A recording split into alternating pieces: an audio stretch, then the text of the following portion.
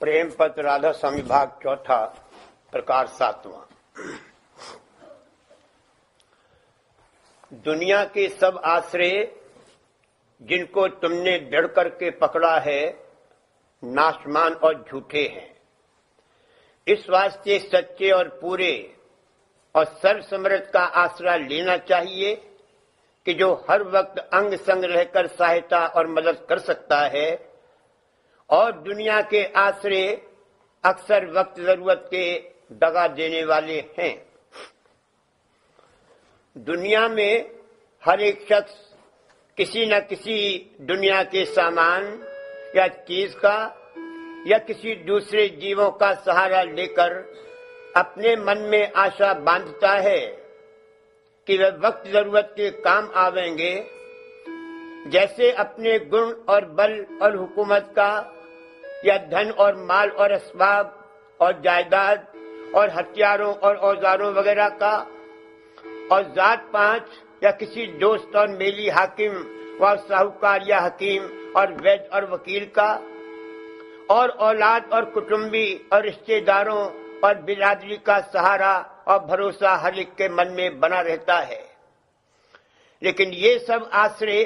अक्सर वक्तों में कुछ भी काम नहीं देते या दगा दे जाते हैं, और खासकर सख्त बीमारी और भारी सदमे और मौत के वक्त तो इनमें से कोई भी किसी तरह की मदद और सहायता नहीं कर सकता है। ये सब दुनिया के आश्रय आरजी यानी नाशमान हैं, और हर चंद बहुत से दुनिया के छोटे कामों में किसी कदर काम आते हैं, लेकिन वक्त सख्त मुसीबत के सिवाय कुल मालिक और संत सद्गुरु के और कोई सच्ची और पूरी सहायता नहीं कर सकता। हाल ये है कि कुल मालिक राधा स्वामी दयाल का तख्त और सिंहासन हर एक जीव के निज घट में मौजूद है, और जो जीव संत सद्गुरु का उपदेश लेकर और मालिक का भेद मालूम करके उसके चरणों में अपने अंतर में प्रार्थना करता है और सूरज शब्द योग का अभ्यास करके और थोड़ा बहुत सिमट कर और ऊंचे की तरफ चढ़कर नित्य चरणों का स्पर्श करता है, वो वक्त मुसीबत के जब अपने मन और सूरज को अंतर में मामूल के माफिक लगाकर चरणों में राधा स्वामी दयाल की प्रार्थना करेगा तो जरूर उसको थोड़ी बहुत शांति आवेगी, और फिर वही जतन चंद बार करने से ज्यादा सहारा अंतर में मिल सकता है। इसी तरह जिस किसी को भाग से संत सद्गुरु मिल गए हैं और वह जब उनके सन्मुख जाकर अपनी खास तकलीफ या मुसीबत का हाल अर्ज करे, या यह कि मन ही मन में अर्ज करे और बाहर कुछ न बोले, तो उनके दर्शन और वचन और चरण स्पर्श से इसको किसी कदर सहारा और शांति हासिल हो सकती है। और इसी तरह दूरी की हालत में उनकी वाणी और वचन मुनासिब वक्त के पढ़ने और गौर करके समझने से भी किसी कदर सहारा और मदद मिल सकती है। लेकिन इस बात का ख्याल रखना चाहिए कि जो जीव कुल मालिक राधा स्वामी दयाल और संत सद्गुरु की शरण में आए हैं और जिनको उन्होंने दया करके अपनाया है, तो जो कुछ की हालत ऐसे जीवों पर सख्ती और नरमी और आराम और तकलीफ वगैरह की गुजरती है, वह मौज से पैदा होती है, और वे उस हालत से अपने जीव के किसी वक्त बेखबर नहीं है। फिर जब तक ऐसी हालत रखनी मंजूर है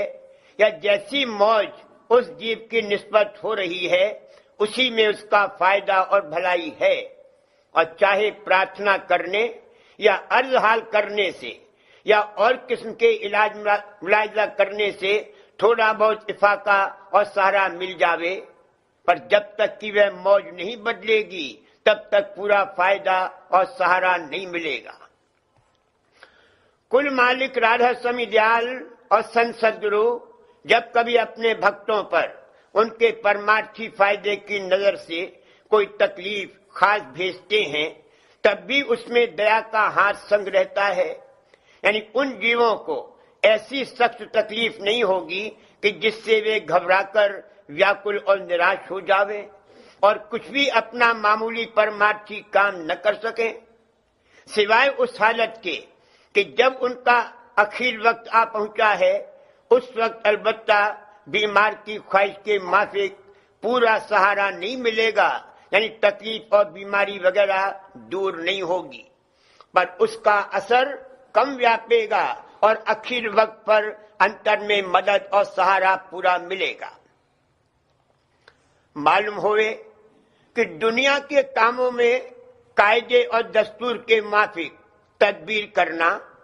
और जिसकी मार्फत कोई कार्य सिद्ध होवे उससे मदद चाहना हर हाल में जरूर है, लेकिन परमार्थी शख्स को चाहिए कि हमेशा मौज को निहारता रहे और जो कि राधा स्वामी जाल कुल के प्रेरक हैं, तो कोई काम बिना उनकी प्रेरणा और दया के न तो अपनी तदबीर से दुरुस्त हो सकता है और न दूसरे से जैसी मदद चाहिए मिल सकती है। इस वास्ते परमार्थी को हमेशा अंतर में दया और मौज का आसरा और भरोसा रखना मुनासिब है और जाहिर में तदबीर मुनासिब और भी दूसरे शख्सों की मदद से कार्रवाई करना चाहिए। इस तरह से जो कोई परमार्थी शख्स बर्ताव करेगा उसको कभी रंज नहीं होगा, क्योंकि वो किसी काम में सिवाय मालिक की दया के दूसरे का आसरा अपने मन में नहीं बांधेगा और जब कभी कोई काम मर्जी के माफिक दुरुस्त न होगा तब किसी की शिकायत या किसी से गुस्सा नहीं करेगा, अपने मालिक की मौत समझकर उसके साथ जिस कदर बनेगा माफकत करेगा। कुल मालिक राधा स्वामी दयाल अपने सच्चे भक्तों की हर तरह से संभाल फरमाते हैं और जो काम उनके संसारी और परमार्थी दरपेश होवे उनमें जो दया और मदद दरकार होवे करते रहते हैं, यानी अपने भक्त के काम वक्त मुनासिब पर आप पूरे करते हैं या जिस जीव से बतौर औजार के उनका कराना मुनासिब है उसको प्रेर कर वह काम फौरन दुरुस्त कराते हैं। इस वास्ते सच्चे परमार्थी को हर हाल में उनकी दया और मौज का भरोसा दृढ़ रखना चाहिए और जाहिर में जो कार्रवाई मुनासिब या जरूरी मालूम पड़े वह भी दस्तूर के माफिक करना चाहिए। जो कि मालिक की मौज ऐसी है कि वो अपनी दया और मौज की कार्रवाई गुप्त रखना चाहता है, इस वास्ते सच्चे परमार्थी को लाजिम है कि जो दया उस पर होवे या जो काम उसकी मौज और दया के आश्रय दुरुस्ती से अंजाम पावे उनका जिक्र खोलकर किसी के सामने न करे और अपने मन ही मन में शुक्र अदा करे। अलबत्ता किसी खास मौके और वक्त पर इस किस्म का जिक्र इशारे के साथ सच्चे परमार्थी और प्रेमियों के रूबरू करना मना नहीं है, क्योंकि वे भी ऐसी दया और मौज का बर्तावा अपने कामों में निहारते रहते हैं। मालिक हरदम हर एक जीव के संग है। जो संसारी हैं वो उससे और उसके भेद से बेखबर हैं और हर काम में अपनी अकल की तदबीर और तजवीज का या दूसरे आदमियों की मदद वगैरह का आसरा रखते हैं और इसमें वक्त नाकामयाबी के दुख और झटके सहते हैं और इसकी उसकी शिकायत करते हैं। लेकिन जो सच्चे परमार्थी हैं और मालिक के भेद से वाकिफ हैं और उसके चरणों में पहुंचने के लिए नित्य जतन करते हैं, वे अपने मन में खूब समझते हैं कि बगैर मालिक की दया और प्रेरणा के कुछ नहीं हो सकता है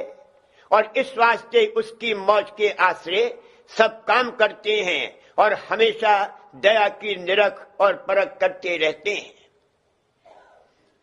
बगैर संत सद्गुरु और मालिक के चरणों में भक्ति धारण करने के ऐसी समझबूझ और प्रीत प्रतीत कि जिससे मालिक के प्रकाश के निहारने की नजर आवे और उसकी मेहर और दया की परख हासिल होवे,